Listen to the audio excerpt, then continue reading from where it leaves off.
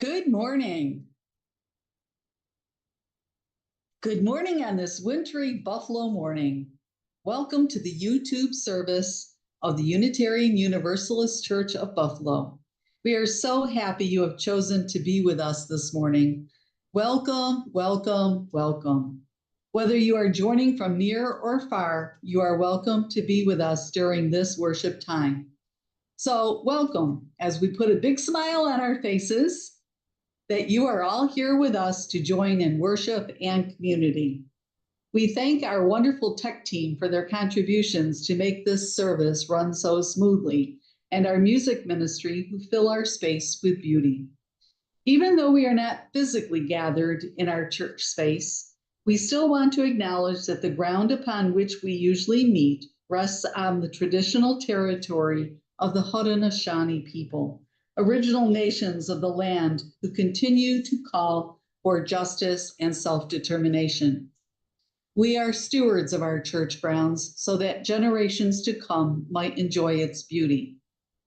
Just a couple of quick announcements. The capital campaign information will be given next week before and after the service. The winter congregational meeting is just 2 weeks away on January 28th, so please plan on attending.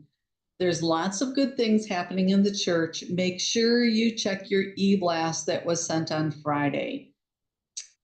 One more announcement from Dr. Jesse Downs. Volunteers are needed to help with the Magic Flute program. Please contact Phil Nikolai if you are able to help out, and I'm sure there'll be more information about it next week. Let us now begin with our chalice lighting. This is from In the Bleak and Cold Winter by Cynthia Landrum. In the bleak and cold winter, we gather ourselves in the light to light the fire to warm our spirits, to kindle the flame of love and hope.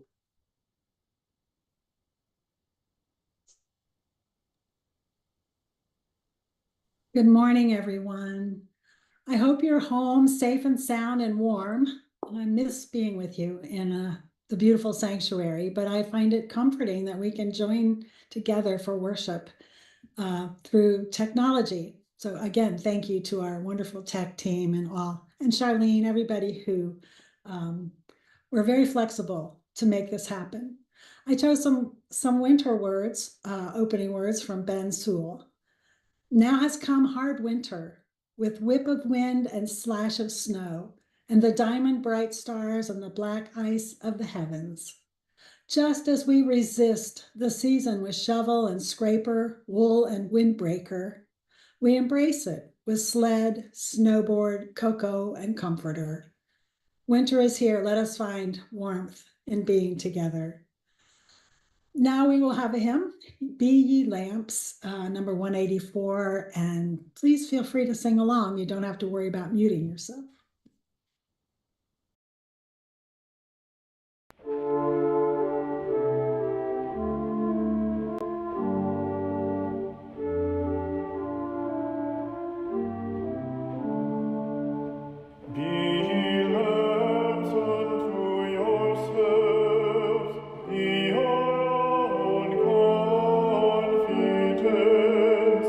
Hold to the truth within yourself.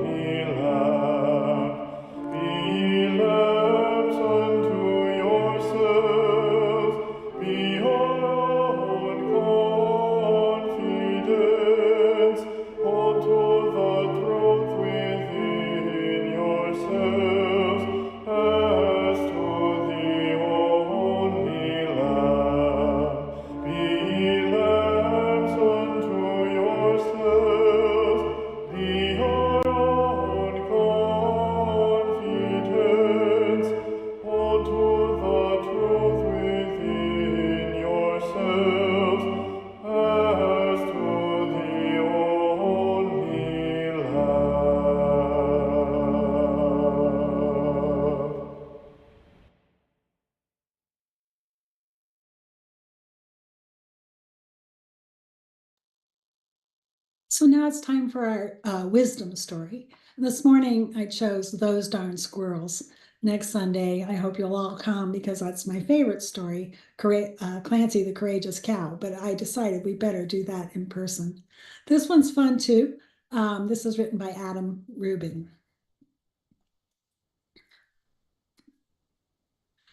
On the outskirts of town, at the edge of the forest, there was an little old house, and the only thing older than the house was the man who lived in the house, old Mr. Fuquire. Old man Fuquire was so old that when he sneezed, dust came out of his nose. He was also a grump. He hated pie, he hated puppies. The only thing he liked was birds. And all summer long, the old man painted pictures of the birds that visited his yard.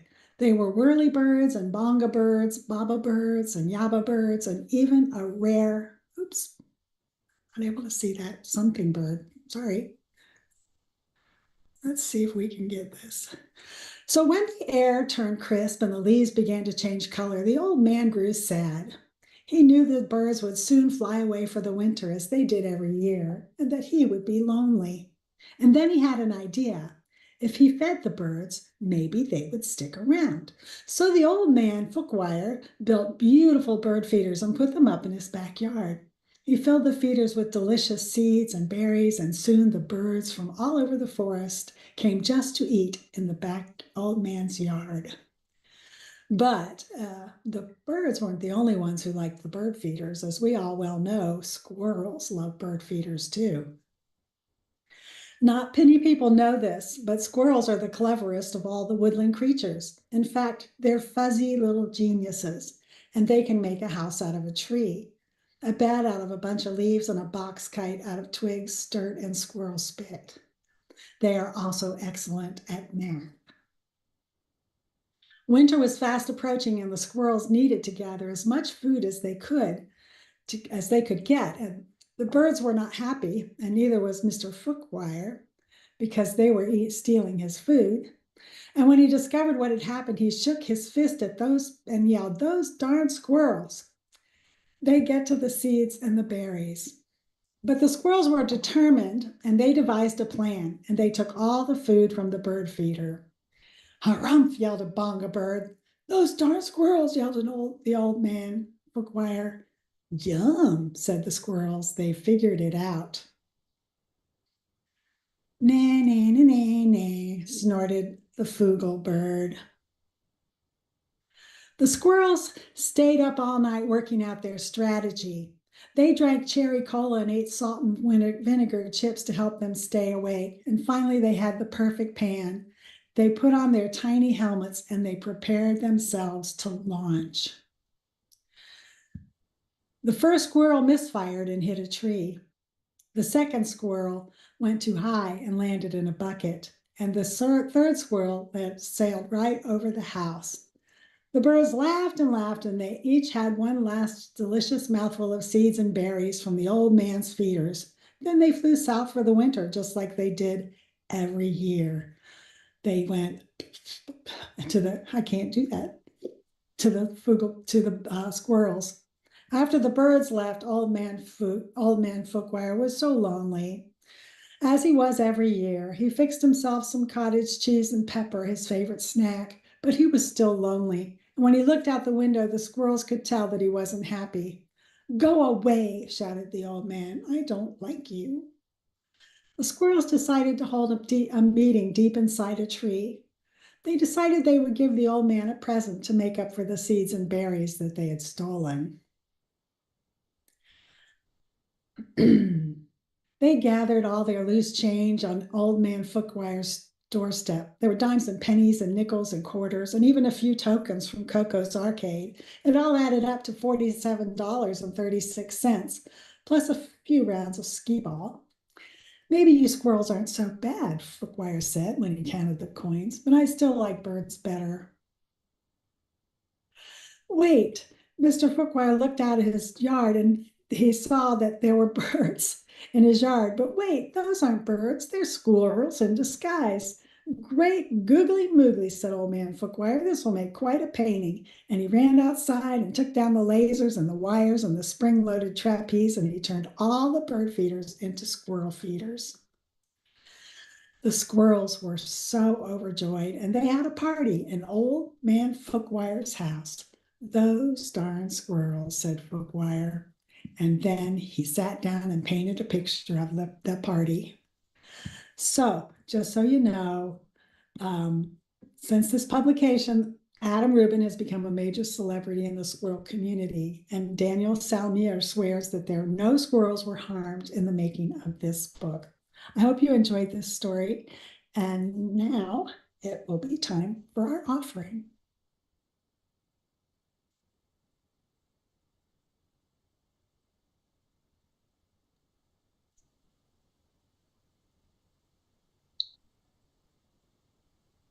January's Share the Plate recipient is Our Mommy Village. Our Mommy Village is based on the belief that every mother deserves a robust village. Cheyenne Broughton, the visionary force behind Our Mommy Village, is both the founder and a catalyst for empowerment in the world of motherhood. As a doula, she has been steadfast companion during birth, a guiding light through breastfeeding, and a pillar of support in the postpartum period. Our Mommy Village has grown from humble beginnings into a vibrant community hub, offering doula services, breastfeeding consultations, healthy lifestyle encouragement through weekly lunches and bi-weekly village meetups, and extended postpartum care lasting up to a year to support Black mothers and their families in Buffalo, New York. Outlined in the e-blast that you had received on Friday are different ways that you can donate. Of course, today being a virtual service, PayPal may be your best option, and there is a link on the website to PayPal. You can donate cash, check by mailing it in, or through your bank. And if you are contributing by check, please indicate on the memo line if it is to be shared or if it is for your 2023 pledge or 2024 pledge. No matter how you choose to contribute, please be generous so that the ministries we love can continue and thrive.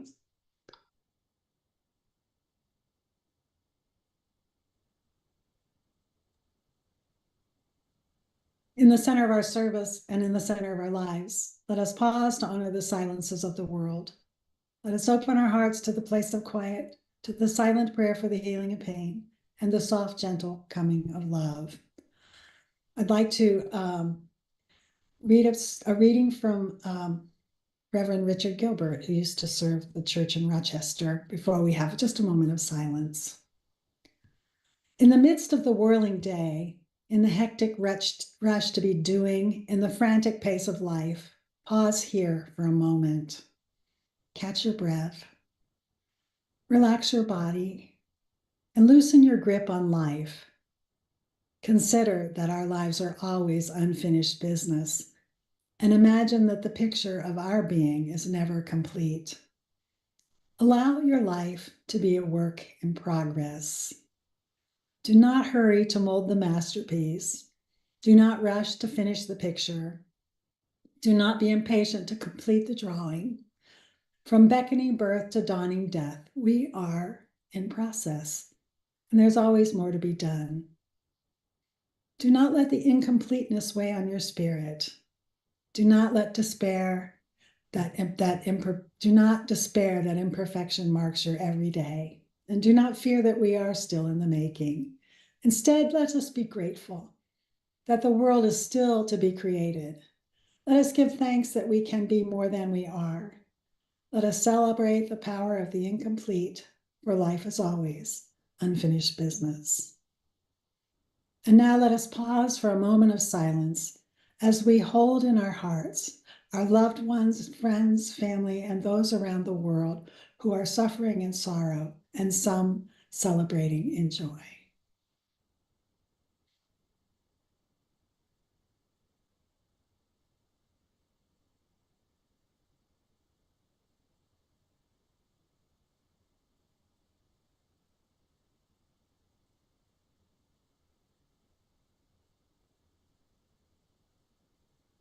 The breath of nature is upon us, and the spirit of life is within us, and the community of love is around us. So be it, blessed be, and amen.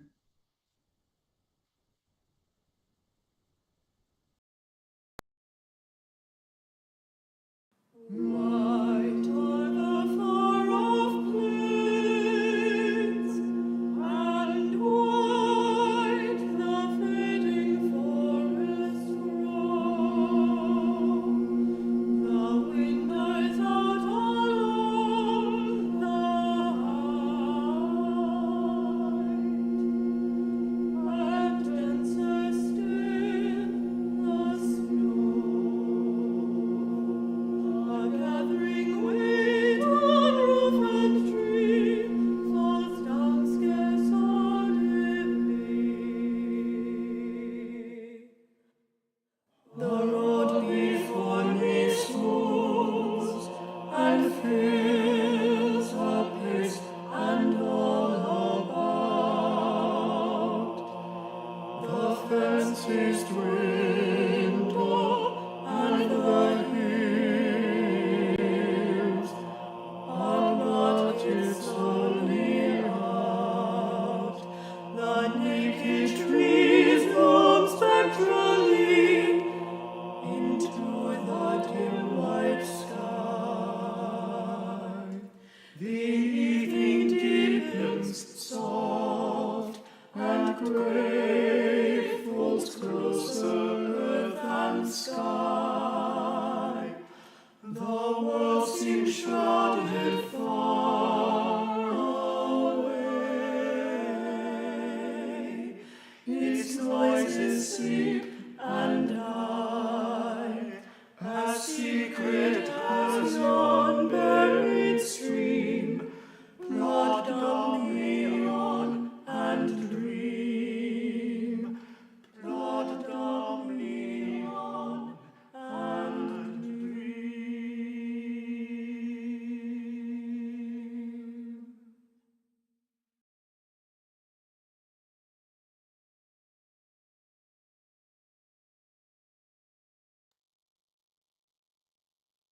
Today's reading is called Sudden Snow by Frederick Beechner. You wake upon a winter morning and pull up the shade, and what lay there the evening before is no longer there. The sodden gray yard, the dog droppings, the tire tracks in the frozen mud, the broken lawn chair you forgot to take in last fall. All this has disappeared overnight, and what you look out on is not the snow of Narnia, but the snow of home, which is no less shimmering and white as it falls. The earth is covered with it, and it is falling, still in silence, so deep that you can hear its silence. It is snow to be shoveled, to make driving even worse than usual, snow to be joked about and cursed at.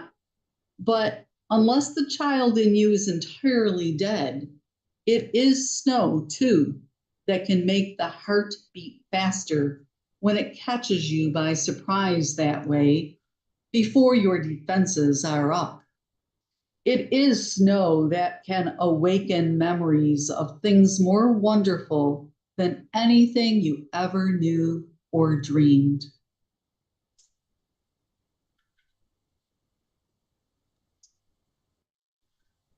The sermon topic this morning is finding peace amid the turmoil. I chose this topic because this is something I needed to learn myself. We always teach what we need to learn, they say. So this is the topic that wouldn't go away. It just kept nagging at me until I committed to formulating a sermon of sorts. We are not only a society that seems to do everything to excess, we are also witnessing the horrors of injustice and of war, of inequality, of poverty. We've got a lot going on in our politics, so there's a lot of stress happening. And so fear and anxiety compound the problem. Anger and grief and outrage. Add that to the final product, and it ends up looking a lot like depression, exhaustion, frustration, sometimes even illness, aches and pains. I know I carry my stress in my shoulders. My own tendency to bite off more than I can chew leaves me that way more often than not. So when I try intentionally to practice self-care, to relax, I sometimes feel guilty. Not sometimes, I always feel guilty. It takes me a really long time. I feel like I'm leaving undone. Since I've been an adult and when I was a working mother, I always loved dull, boring January, when the insanity of the holidays came to a screeching halt and a feeling of quiet and just a little peace, renewal sort of prevailed. When they were young, boy, my children were a lot. And I always just yearned for 5 minutes of peace. I mean, there were times when I think, oh gosh, if I could just go to the hospital for one night, just get a good night's sleep, have meals brought to me. I'm sure there are some of you right now who can relate, some of you with young children. Some days it was all I could do to just get through 1 hour at a time. So now that I have time and I carve out a few hours of peace, why do I resist it? I'm convinced that we have to be intentional, not just intentional, but militant about taking the time to refresh our spirits. When my children got older, I found some more time to do things that nourished me. In January, it was the time to settle in with quilting or knitting, books to read, seed catalogs to dream over, and plan my spring planting. I lived in Alaska for 3 years where the days were very short in December and January. The sun stayed hidden until around 10 a.m. before rising to make it sort of an abbreviated tour over Resurrection Bay, only to disappear behind Mountain Marathon around 3 p.m. or so. But it would cast a huge shadow over the mountains, and there would be a glorious pink alpine glow before darkness settled in. With summers of mostly daylight, and that's really when we all had to earn our living in the summer, about 100 days to earn a living, Alaskans learn how to appreciate the cozy, quiet winter days. Life complete with tourists and frenzied activity begins soon enough. So I joined a quilting group. I took a lot of naps. I didn't feel guilty about it, and it was wonderful. I wish we could enjoy that feeling all year round. The time to think, reflect, and pray is really a luxury in our society today. But yet it is the most important gift we can give to ourselves and to our family and friends. We are inundated with messages as society moves at a dizzying pace that a full life means constant activity. Sumant Kid said we live for the happening events while devaluing the downtime. We live from peak event to peak event, from brightness to brightness, resisting the flat terrain of ordinary time, in between time. And this destructive way of living prevents us from hearing that still small voice within. It isn't until we can learn to surrender to the quiet and the calm that we can reach that deep place and listen to our inner wisdom that will refresh our weary spirit. Christianity teaches that within us there is something holy. The holy within us waits patiently for our awakening. But if Christian language doesn't work for you, Buddhism teaches that everyone has a Buddha seed within them. The Buddhists find that meditation practice will put them in touch with that deep place where the Buddha seed resides, and the germination towards wholeness can begin. But this means that we must submit to stillness before we can receive this holy gift. Psalm 46 gives the clear instruction, be still and know that I am God. Or just be still and know. There's the rub. Being still is not easy. It requires commitment, work, patience, and time. Making self-care is not selfish. Making it a priority is not selfish. It is actually essential. Here's a quote from Thomas Merton that stunned me when I read it. He said, the rush and pressure of modern life are a form, perhaps the most common form, of innate violence. To allow oneself to be carried away by a multitude of conflicting concerns, to surrender to too many demands, to commit oneself to too many projects, and to want to help everyone and everything is to succumb to violence. And he adds more than that, it is cooperation in violence. The frenzy of the activists neutralizes his work for peace. It destroys his inner capacity for peace, and it destroys the fruitfulness of his own work because it kills the root of inner wisdom, which makes work fruitful. Stunning, isn't it? Wow. It's alarming to think that we are destroying our capacity for inner peace by doing too much, by being frenzied into our activism. I heard about an experiment where someone took water and placed it in a space where music was playing and then immediately froze it. So 2 types of music were studied. First was a serene classical piece, and the second one was a heavy metal song.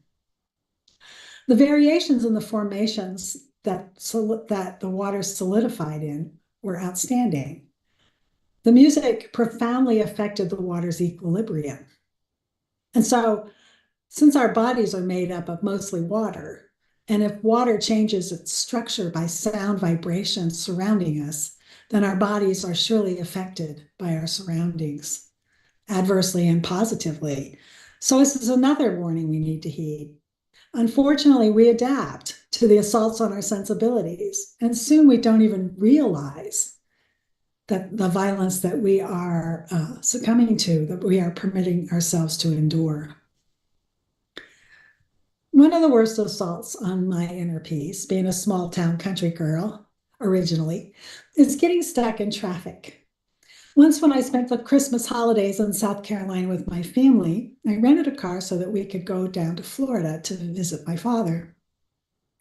I forgot about the bowl games, and we got caught in horrific traffic on the interstate. It was that kind of traffic that starts and stops and starts and stops.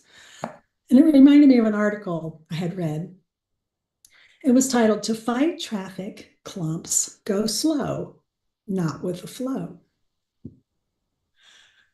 Go slow, not with the flow. I tried it. Apparently for years, traffic engineers have depicted traffic as a liquid in tubes that gets too overloaded. They've designed computer modules that combine the physics of traffic flow with the psychology of flawed drivers. It took a self-described student of crackpot physics named Bill Beatty to discover that an individual driver can actually unclump the clumps.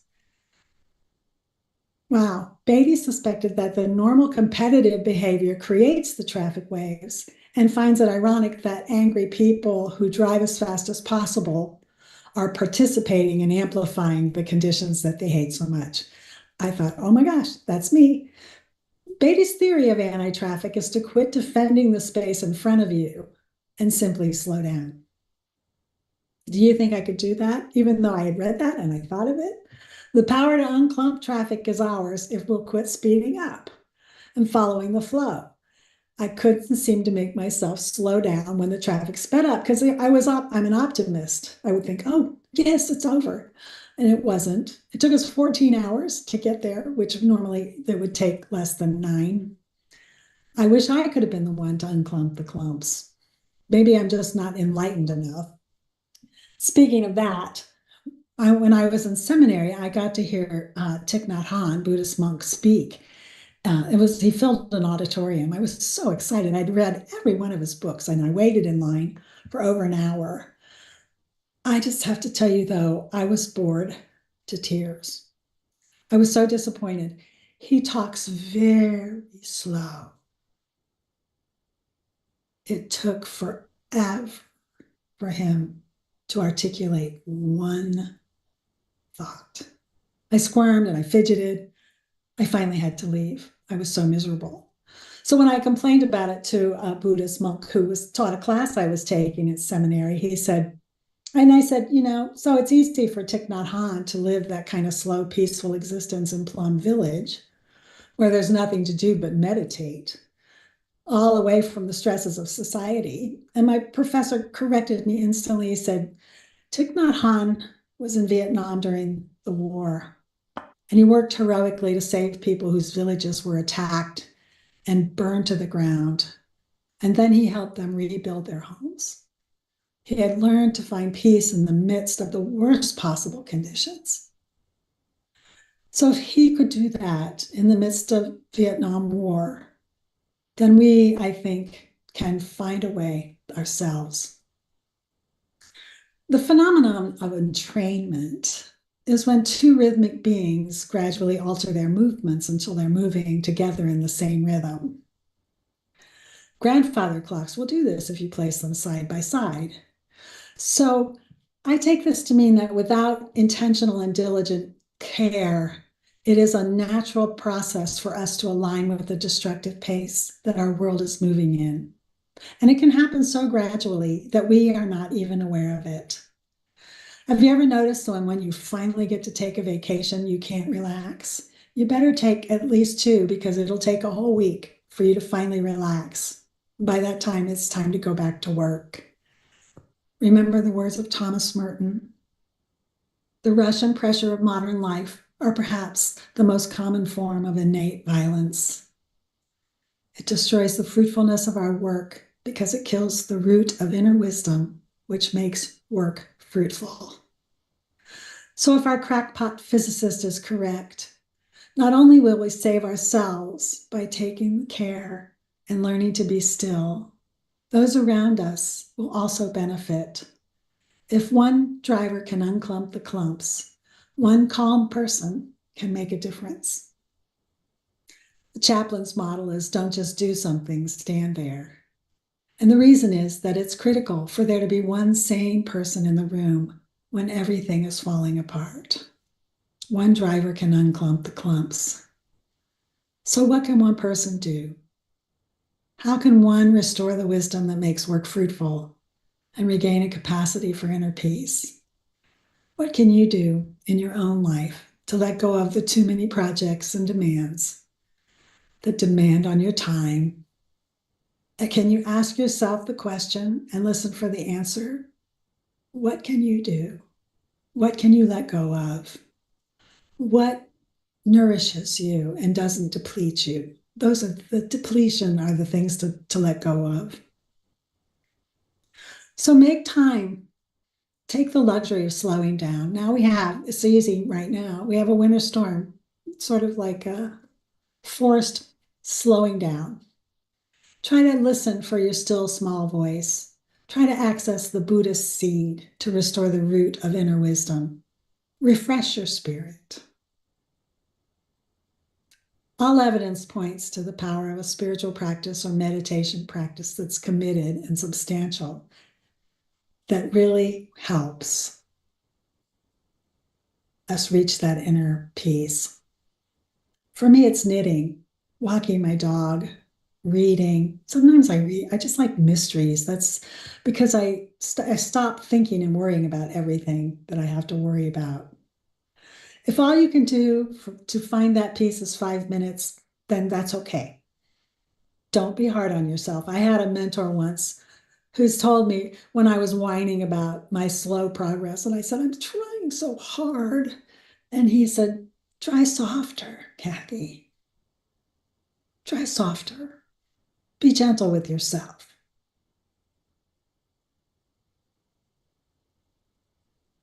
So, 20th century Swiss philosopher Friedrich Schumann wrote, love is in the depths of man as water is in the depths of the earth. And man suffers from not being able to enjoy this infinity that he carries within himself and for which he is made. One must dig the soil of the soul through layers of aridity and bitterness to find love and live it. Dig the soil of the soul. You gardeners out there, you know how to dig the soil. Dig the soil of your soul by finding some peace, taking the time to access the Buddha seed and the still small voice so that you might restore the fruitfulness of your inner wisdom. Make time for a spiritual practice. Pause in each moment of life with gratitude and wonder. Find love. Allow your life to be a work in progress, as Richard Gilbert said. Do not hurry to mold the master, please. Find love and live it. Learn to savor your moments of downtime and guard and protect your quiet time as if your life depends on it, because it does, as do the lives of those around you. The evidence shows that one driver can unclump the clumps. And when one of us slows down and doesn't go with the flow of the craziness, it benefits everyone. As your inner peace grows, my inner peace grows, and so will possibility of peace grow in the world.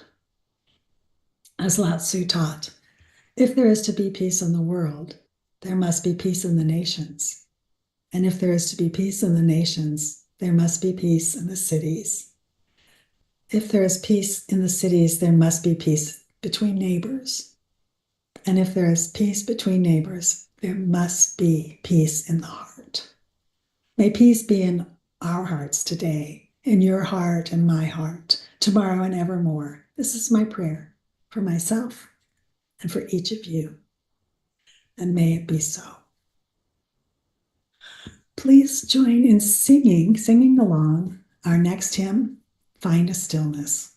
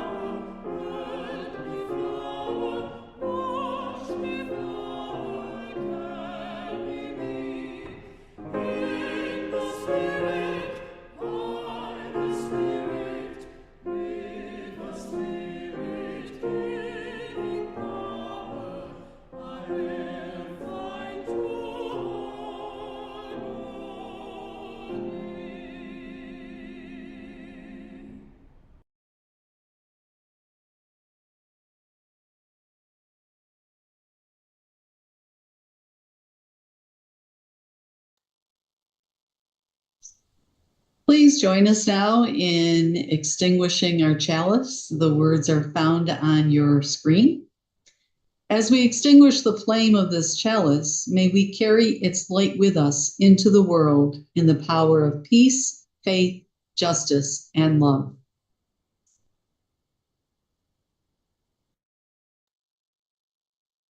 Thank you for joining us this morning for worship. I wish we could be in person, but I think we'll be there next Sunday. It'll be New Member Sunday. We'll have Super Sunday, and it'll be so good to be back together again. The closing words I chose this morning are from John C. Morgan. Let us bless and keep one another. Let kindness rule in our hearts and compassion in our lives. Until we meet again, may peace be with you. Amen. And blessed be, and see you in church. Have a good Sunday. Stay warm and safe. See you next week.